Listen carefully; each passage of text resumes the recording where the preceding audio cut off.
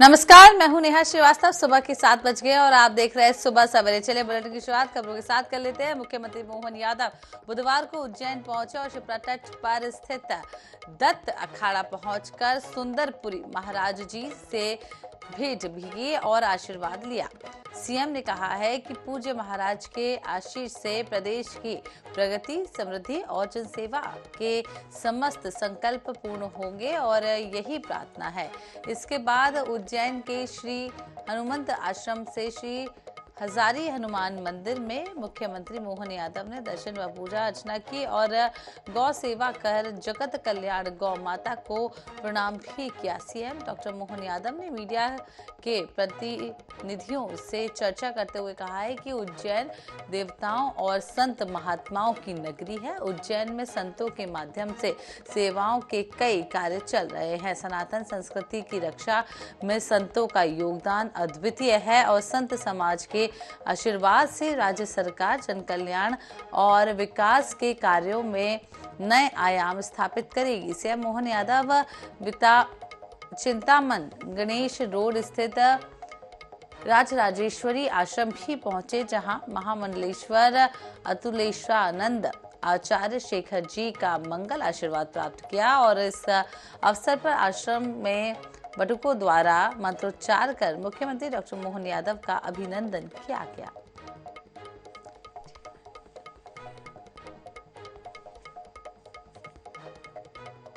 देखिए, हम सबका सौभाग्य उज्जैन धर्म की नगरी है और देवताओं की नगरी है, संत की, महंत की, महामंडलेश्वरों की नगरी है। और मुझे इस बात का प्रसन्नता है कि मैं आज महामंडलेश्वर अतुलेश्वरानंद जी महाराज के यहाँ आया था आश्रम में, और उनका स्नेह भी है। उनने अपनी परंपरागत रूप से आशीर्वाद भी दिया और पुष्प से अभिषेक करवाया। मैं उनका हृदय से आभार भी मानता और उनका स्नेह आशीर्वाद हम पे सदैव रहे।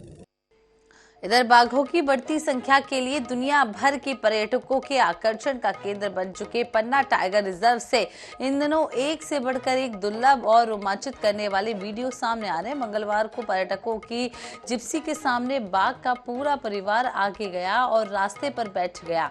आपको बता दें कि जिसे देखकर पर्यटकों की सांसें थम गई। भय और रोमांच के बीच पर्यटकों ने इसका वीडियो बना लिया, जो सोशल मीडिया पर अब वायरल हो रहा है। बता दें कि पन्ना टाइगर रिजर्व की बाघिन अपने 3 वयस्क शावकों के साथ जंगल में विचरण कर रही थी और तभी अचानक ये बाघ परिवार बीच रास्ते में डेरा जमाकर बैठ गया, जिससे काफी देर तक पर्यटक रास्ते पर रुके रहे और जब बाघिन अपने शावकों के साथ आराम फरमाने के बाद रवाना हुई, तब कहीं जाकर पर्यटक आगे बढ़े।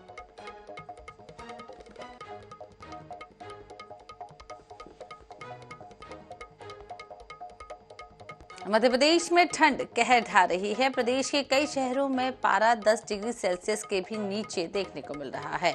वहीं इंडिया में 2 वेस्टर्न डिस्टर्बेंस एक्टिव होने की वजह से कड़ाके की ठंड का दौर जारी रहेगा। अगले 3 दिन तक कड़ाके की ठंड का दौर और रहेगा। इसके बाद ठंड से थोड़ी राहत मिलेगी। 25 जनवरी से उत्तर भारत में 2 वेस्टर्न डिस्टर्बेंस एक्टिव हो रहे हैं, जिसका असर 27 जनवरी से प्रदेश में भी दिखेगा। रात के टेम्परेचर में 1 से 2 डिग्री की बढ़ोतरी होगी। अभी जो है कि जैसे कि देख रहे हैं कि टेम्परेचर कम जा रहा है ना, और कुछ दिन बाद जो है एक वेस्टर्न डिस्टर्बेंस 25 और 27 को एक फिर से हिमालय जी में आने के कारण थोड़ा सा ठंड से राहत मिलने की संभावना है। उससे टेम्परेचर थोड़े बढ़ जाते हैं। और जो आज की बात करें तो भोपाल में जो है 7.4 है मिनिमम टेम्परेचर और अधिकतम 22.9 था कल, तो आज भी सेम इसी समय रहेगा। और जो 24 से 26 जनवरी तक ग्वालियर, चंबल, रीवा, जबलपुर और सागर संभाग के जिलों में तेज ठंड रहेगी। मंगलवार रात प्रदेश में सबसे सर्द सतना रहा। यहाँ न्यूनतम तापमान 3.9 डिग्री दर्ज किया गया। मंडला में 11 डिग्री सेल्सियस और मलाज खंड में 12 डिग्री सेल्सियस को छोड़कर प्रदेश के सभी शहरों में न्यूनतम तापमान 10 डिग्री या इससे नीचे रहा। शीतलहर का प्रभाव देखा गया है वो सतना, सागर में, और शीतल दिन जो है खंडवा, खरगोन, सिवनी और नौगांव, छतरपुर में देखा गया है। और इसके साथ ही कुछ जगह मॉडरेट फॉग और कुछ जगह सेलो टू मॉडरेट फॉग भी देखा गया है। अभी 2-3 दिन बाद टेम्परेचर थोड़े से राइज होने के चांसेज हैं, तो उससे राहत की संभावना है टेम्परेचर। राजधानी भोपाल में रहा 7.4 डिग्री सेल्सियस। इंदौर में 9.9 डिग्री सेल्सियस टच हुआ। ग्वालियर में रहा 7.9 डिग्री सेल्सियस। जबलपुर में 8.9 degree Celsius. Ujjain 7.3 degree Celsius तक गया। मध्य प्रदेश में मंगलवार को कड़ाके की ठंड का दौर जारी रहा। कई शहरों में दिन का तापमान काफी कम रहा। खजुराहो, नौगांव और बालाघाट जिले का मलाज खंड सबसे ठंडे रहे। यहाँ दिन का तापमान 20 डिग्री से कम रहा। Bureau report, INS 24/7 Bhopal. राजाखिन और ईवीएम का जुन्न। जी हां, 2024 के लोकसभा चुनाव से पहले एक बार फिर से ईवीएम की निष्पक्षता को लेकर सवाल उठ रहे हैं। मध्य प्रदेश के पूर्व मुख्यमंत्री दिग्विजय सिंह ने दिल्ली IIT के एक्सपर्ट के साथ भोपाल में डेमो के जरिए ईवीएम पर सवाल उठाए हैं। चुनाव आयोग और भोपाल भाजपा सरकार पर निशाना भी साधा जा रहा है। तो वहीं भाजपा ने इसे लेकर लोकसभा चुनाव से पहले कांग्रेस की हार की एडवांस में पुष्टि करार कर दिया है। देखिए पूरी रिपोर्ट। से कांग्रेस खिन, ईवीएम का फिर निकाला जिन। दिग्गी का चुनाव आयोग पर भी आरोप। लोकसभा चुनाव से पहले डिबेट लॉक। पूर्व सीएम दिग्विजय सिंह ने एक बार फिर ईवीएम, वीवीपैट और चुनाव आयोग पर सवाल उठाए हैं। भोपाल में श्यामला हिल्स स्थित अपने निवास पर दिग्गी ने कहा कि मेरा आरोप है कि चुनाव आयोग निष्पक्ष नहीं है, दबाव में है। उन्होंने मांग की कि चुनाव बैलेट पेपर से हों। उधर कमलनाथ ने दिग्विजय का समर्थन किया। उन्होंने भी सोशल मीडिया एक्स पर लिखा कि वोटिंग प्रणाली में बदलाव हो। मतदाता नहीं तय करेगा, सॉफ्टवेयर तय करेगा कौन की सरकार बनेगी, और सॉफ्टवेयर डालने वाला तय करेगा, सॉफ्टवेयर बनाने वाला तय करेगा कि सरकार किसकी बनेगी। क्या 140 करोड़ के देश में जहां 90 करोड़ से ज्यादा मतदाता है, उनका भाग्य हम उन चंद लोगों के हाथ में सौंप दें? लेकिन नरेंद्र मोदी जी कर्नाटक में खुलेआम भाषण में कहें कि बोलो बजरंगबली की जय और दबाओ कमल का बटन, उनको नोटिस नहीं देगी चुनाव आयोग। क्यों नहीं देगी? क्योंकि वो निष्पक्ष नहीं है। मेरा आरोप है, दबाव में है, डरे हुए हैं। दिग्गी राजा ने ईवीएम में गड़बड़ी का डेमो भी दिया। उन्होंने IIT दिल्ली के अतुल पटेल से पूरी मतदान प्रक्रिया का डेमो दिलाया। इस दौरान एक ईवीएम में 10 वोट डाले गए। गड़बड़ी को दिखाने के लिए एक चिन्ह तरबूज को 2 वोट डाले। पहले तरबूज की पर्ची वीवीपैट में दिखी, दूसरा वोट तरबूज का बटन दबाने के बावजूद सेब की पर्ची प्रिंट हुई। इधर दिग्विजय के इस डेमो और चुनाव आयोग पर लगाए आरोप पर बीजेपी ने भी पलटवार किया है। FIR दर्ज करने की मांग की है। माननीय निर्वाचन आयोग को खुद होकर सो मोटो एक FIR दर्ज करनी चाहिए कि ये भारत की जनता में भ्रम भी पैदा कर रहे हैं और निर्वाचन की पद्धति को बदनाम कर रहे हैं। और दिग्विजय सिंह जी से दूसरा मेरा सवाल है कि जब आपको लगता है कि ईवीएम में गड़बड़ी हो सकती है, तो आपके अपने बेटे राधोगढ़ से जीते हैं, तो क्या वो गड़बड़ी से जीते हैं? देखिए, दिग्विजय सिंह का ईवीएम पर रोना नहीं, ये दिग्विजय सिंह की एडवांस में लोकसभा चुनाव की हार की स्वीकारोक्ति है। ये कांग्रेस एक बहाने ढूंढती है कि गांधी परिवार को कैसे बनाया जाए। तो लोकसभा चुनाव में जो प्रचंड मतों से कांग्रेस हारेगी, उस हार का ठीकरा फोड़ने की तैयारी कांग्रेसियों ने कर ली है। अब ईवीएम पर दोष है, जब कर्नाटक जीतते हैं तब ईवीएम नहीं होती। अब सवाल ये है कि क्या विधानसभा में करारी हार के बाद कांग्रेस देश में नई बहस छेड़ना चाहती है? क्या लोकसभा चुनाव कांग्रेस बैलेट पेपर से करवाना चाहती है? सवाल तो ये भी है कि जहां जहां कांग्रेस के विधायक जीते और जिन राज्यों में कांग्रेस की सरकार बनी, क्या वहां ईवीएम में गड़बड़ी नहीं थी? Bureau report, INS 24/7 Bhopal. इधर मध्य प्रदेश में बंगलों को लेकर सियासत जारी है। मोहन कैबिनेट के कई मंत्रियों को अब तक बंगले अलॉट नहीं हुए हैं। बंगलों को लेकर मच्छी खींचातानी के बीच में नेता प्रतिपक्ष उमंग सिंघार ने भोपाल के 74 बंगले स्थित B9 बंगला मांगा है। वहीं इस बंगले में पूर्व सीएम शिवराज सिंह चौहान का दफ्तर है। MP की सियासत में नया खेला, उमंग को चाहिए शिवराज का बंगला। पूर्व सीएम शिवराज सिंह चौहान ने जिस बंगले को मामा का घर नाम दिया, वो बंगला नेता प्रतिपक्ष उमंग सिंघार को चाहिए। इसके लिए उन्होंने सीएम डॉक्टर मोहन यादव को लेटर भी लिखा है। सिंघार ने इस बंगले से अपना भावनात्मक लगाव बताया है। दरअसल शासकीय आवास नंबर B9 74 बंगला पहली महिला उप मुख्यमंत्री स्वर्गीय जमुना देवी को नेता प्रतिपक्ष होने के नाते वर्षों तक आवंटित रहा। वे आदिवासी समुदाय की नेता होने के साथ ही उमंग सिंघार की बुआ भी थी।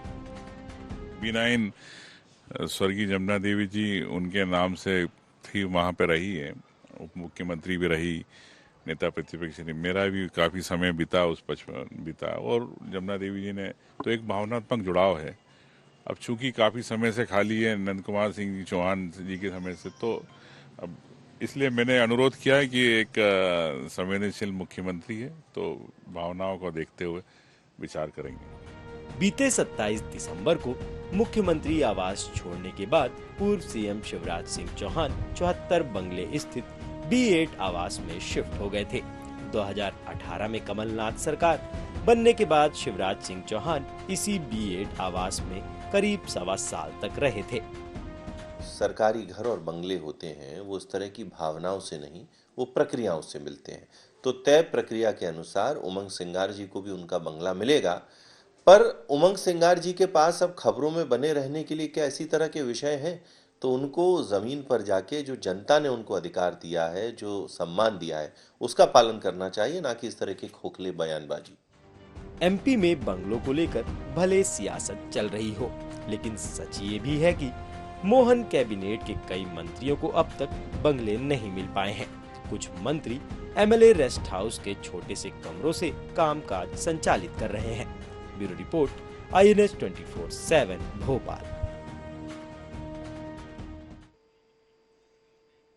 इसी बीच रुक कर लेते भोपाल का अगली खबर। भोपाल से आपको बता दें, राष्ट्रीय पर्व पर आम जनता के लिए खुलेगा राजभवन। जी हाँ, 25 से लेकर 27 जनवरी 2024 तक कर सकेंगे अवलोकन। दोपहर 2 बजे से लेकर शाम 7 बजे तक खुला रहेगा राजभवन।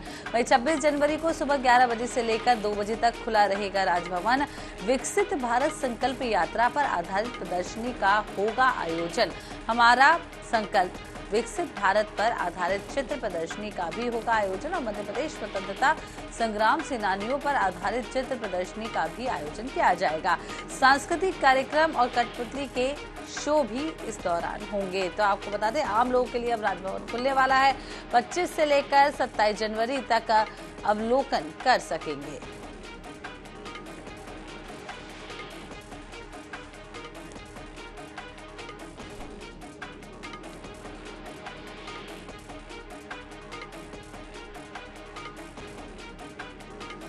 तो मध्य प्रदेश स्वतंत्रता संग्राम सेनानियों पर आधारित चित्र प्रदर्शनी भी की जाएगी। वहीं सांस्कृतिक कार्यक्रम और कठपुतली शो भी इस दौरान होंगे। तो 25 से लेकर 27 जनवरी तक राजभवन में अवलोकन कर सकेगी आम जनता।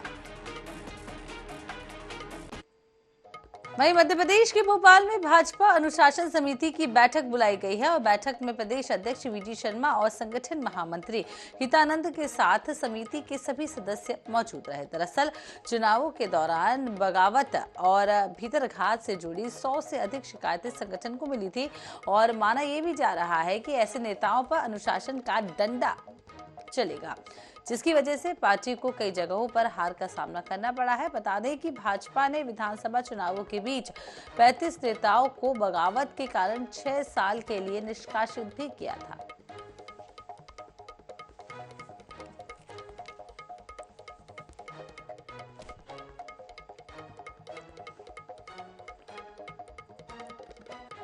तो आपको बता दें कि मध्य प्रदेश में भोपाल में भाजपा अनुशासन समिति की बैठक बुलाई गई और बैठक में प्रदेश अध्यक्ष वीडी शर्मा और संगठन महामंत्री हितानंद के साथ समिति के सभी सदस्य मौजूद रहे। और इसी खबर पर ज्यादा जानकारी के लिए हमारे साथ जुड़े विशेष संवाददाता अनुराग शर्मा। अनुराग, विशेष बैठक बुलाई गई, वीडी शर्मा ने बैठक ली है, क्या कुछ कारण रहा इस बैठक का? बैठक है भारतीय जनता पार्टी अनुशासन समिति की बैठक है और लगभग 100 शिकायतें इस संदर्भ में पहुंची है विधानसभा चुनाव के दौरान की। इसमें से 30 से बड़े नामों की शिकायतें हैं, जिनमें कुछ पूर्व विधायक और पूर्व मंत्री स्तर के नाम भी हैं। इस बैठक में जो है, हम आपको बता दें कि जब ये बैठक में शिकायतों का निवारण होगा उस समय भाजपा प्रदेश अध्यक्ष वीडी शर्मा, समिति के अध्यक्ष वीर प्रकाश शर्मा और उनके साथ साथ भगवान दास सवदानी और संगठन मंत्री हितानंद शामिल हैं। लंबे समय से चूंकि इस बैठक का इंतजार था, विधानसभा चुनाव के बाद ये बैठक पहली बार हो रही है और काफी बड़ी संख्या में शिकायतें हैं भारतीय जनता पार्टी में अनुशासनहीनता की। जी अनुराग, बहुत बहुत शुक्रिया तमाम जानकारी देने के लिए।